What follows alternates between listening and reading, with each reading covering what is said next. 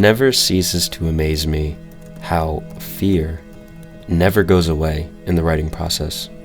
No matter how much preparation and outlining you do, no matter how much brainstorming you do, there's always this part of the mind that's scared, which is fascinating because then it feels like writing, actually committing to, whether it's a screenplay, a story, a novel, whatever it is, the writing is this spiritual act where you then have to go against this programming. You have to be courageous and go against this bodily resistance, this writer's block resistance that's manifested in the physical body and in the mind. It then becomes spirit over mind, spirit over body.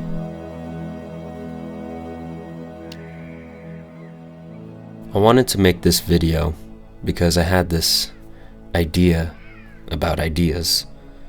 Rest in peace, David Lynch. I started thinking about all of the different creative ideas that I have, all of the different creative projects that I have in the works, so to speak, like on the different back burners.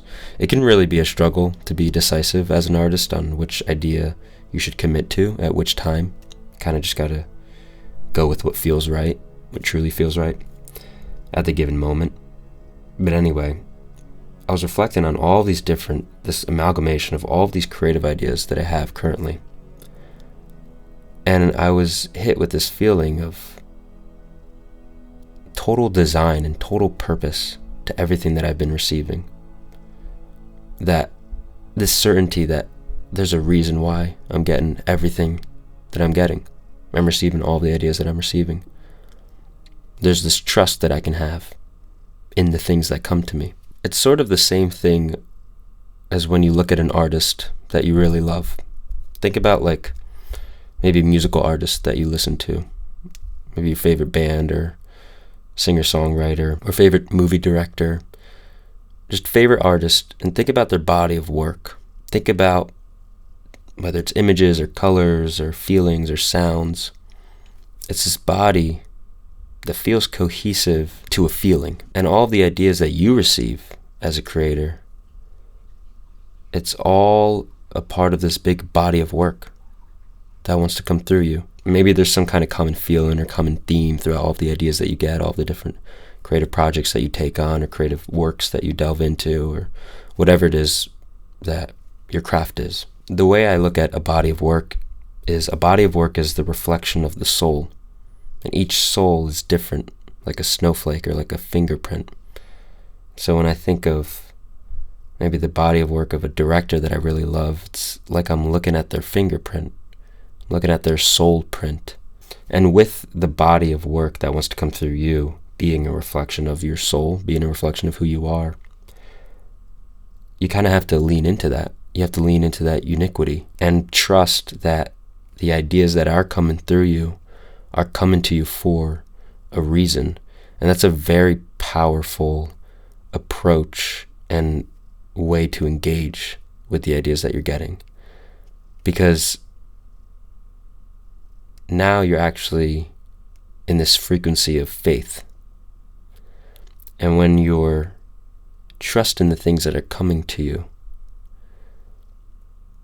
you allow that work to be manifested through you. You are embracing your ideas with confidence. And that confidence will do wonders for you, especially in a journey where there are so many tests of doubt, so many tests of feeling like you're lost or feeling like you don't know what to do, you don't know which directions to go down, or you do know, but again, there's parts of the mind that hold you back or make you doubt what it is that you truly want to do with the ideas that you're receiving, the visions that you have, the dreams that you have. Looking at the amalgamation of ideas that you have and saying and feeling and building this connection of trust with those things is like a weapon against all of those tests and obstacles of fear and doubt.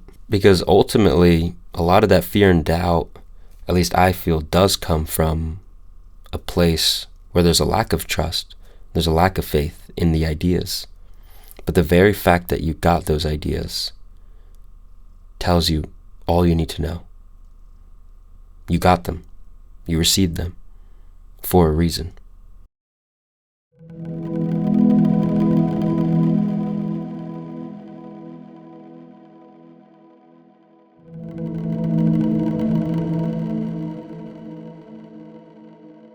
I had this moment once where I spent a whole night journaling and writing about all of my different dreams and goals and visions and just the creative path that I know I want to pursue, in combination with all of the specific creative ideas that I had at the moment and still do have. And I was so confident and vivid as I was journaling, and I was just super charged with energy. But it's one of those things where, it's nighttime, so it's late, kind of like it is right now, and you're charged with inspiration and motivation, and that could change by the time you wake up. It was one of those nights. And I was writing all these specific things, and I was even mapping out plans and whatnot. This is what I'm going to do. This is how I'm going to approach this. I know this is what I want to do. I know this is what I want to pursue. I know this is what I want to work on.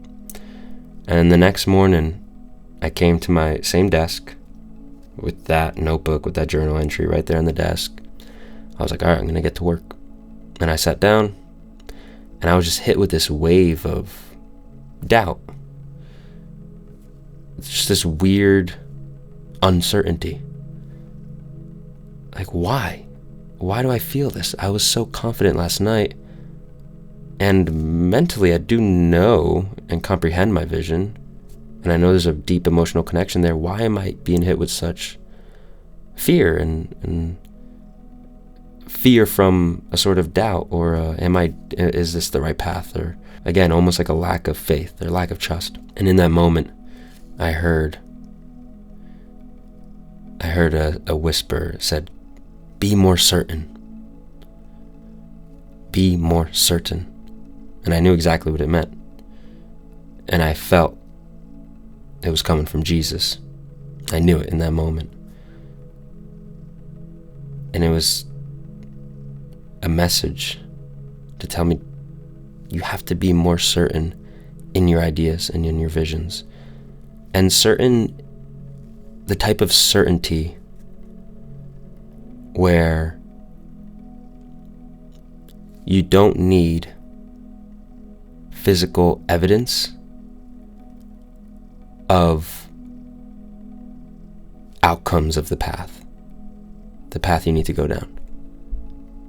The certainty lies in the feeling, not in the future results or desired results of the path.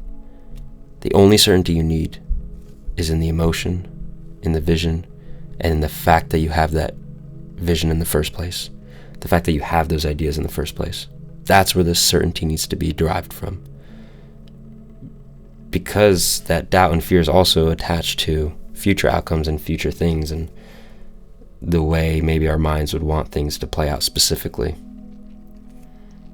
And so I wrote that saying, and I put on a sticky note on my desk, as I do with many different things that come to me and come to my path. And it's a nice message to remember when I need to hear it. Rely on the emotion. Rely on, again, the certainty in the vision, not in other external places for validation. If you have ideas that feel vivid and strong, that emotion, the power of that emotion is an indicator to the power of the idea. That's honestly how I approach my screenwriting as well, is whatever ideas are in my outline, the ones that feel strongest, the ones that feel the deepest emotional connections to, are the ones that are the most important for the script, because my emotions are my superpower, and they are how I navigate my art. It's an emotional process. My emotions reveal the things that my soul cares about, and the best artwork I can make is artwork about the things that I care about very deeply.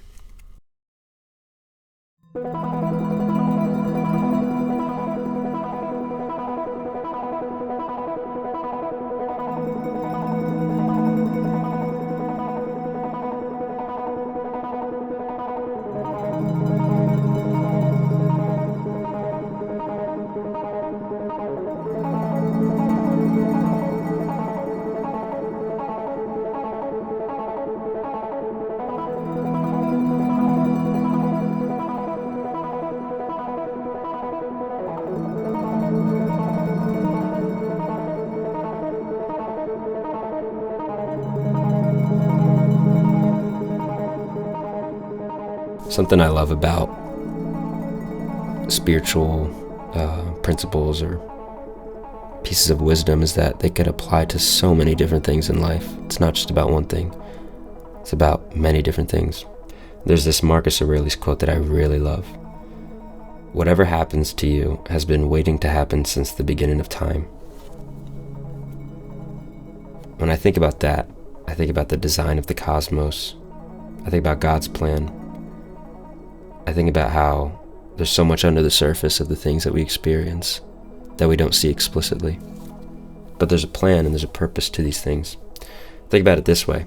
When you watch a 2-hour movie, you're watching 2 hours on screen, but what you don't see is all of the work that went into the making of it. The writing, the production, the logistics, the rehearsals, the camera work, the editing, everything that went into that movie. You just watch the experience, the product. What ultimately, obviously, all of those artists want you to see, but what you don't see is everything that it took to create that. Same thing in sports. When you're watching, you tune in maybe to a championship game or a final game of a league or a tournament in some kind of sport, and maybe a lot of the athletes you've never seen before, but you're watching it because it's a hype game, but you don't see all the training that went into each athlete's life to get them to that point. And this is just like your ideas. You receive the idea and it feels strong, but you got to remember, so much went into that for you to receive that. All the experiences that we had to go through, the design of the world, the design of people moving into our lives in order for that idea to be bestowed upon us. Especially if it's for example, maybe a story idea that's a metaphor for some journey that you've been through. That whole journey had to happen in order for you to get that idea.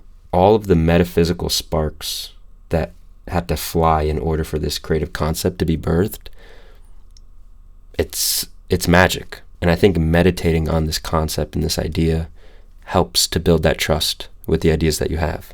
Because again, there's validity, there's reason to it. The idea has traveled through space, taken on evolution, and now its journey continues through your conscious cultivation of it. Because now it's come to you, and it wants to be with you now. This whole time, I've been looking at this movie, Wings of Desire, next to me on my desk. I actually haven't seen it, but I'm going to watch it soon. And when I look at this, Wings of Desire, I think about all of the desires that my soul has in this life. And just like you have a lot of desires that want to be birthed. And your ideas, your creative ideas, are a part of those desires. And now is the time, now is the best time. If it wanted to happen a year from now, it would have came to you in a year. But it's coming to you now. Those things are coming to you now. And there's a reason for that timing.